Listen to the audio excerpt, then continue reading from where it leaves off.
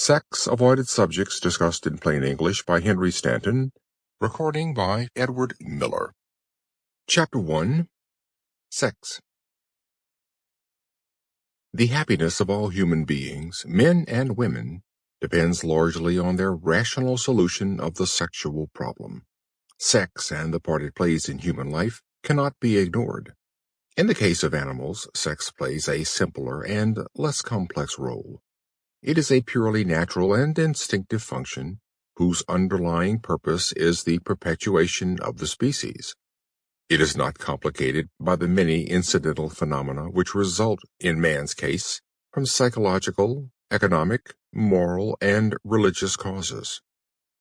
Climate, social conditions, individual modes of life and work, alcohol, wealth and poverty, and other factors affect sexual activity in human beings. Sexual love, which is practically unknown to the animals, is a special development of the sex urge in the human soul. The deeper purpose of the sex function in human beings, likewise, is procreation, the reproduction of species. The average man, woman, and child should know the essential sex facts in order to be able to deal with the sex problems of life. Of late years, there has been a greater diffusion of such knowledge. To a large extent, however, children and adolescents are still taught to look on all that pertains to sex as something shameful and immodest, something not to be discussed.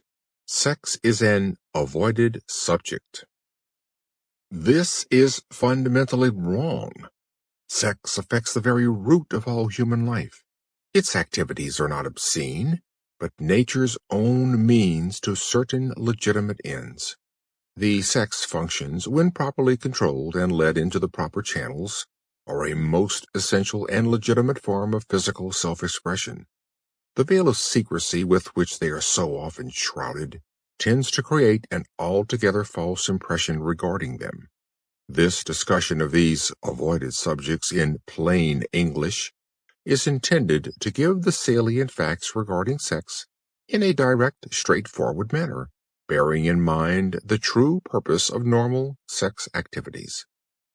The more we know of the facts of sex, the right and normal part sex activities play in life, and all that tends to abuse and degrade them, the better able we will be to make sex a factor for happiness in our own lives and that of our descendants. Mankind, for its own general good, must desire that reproduction, the real purpose of every sexual function. Sample complete. Ready to continue?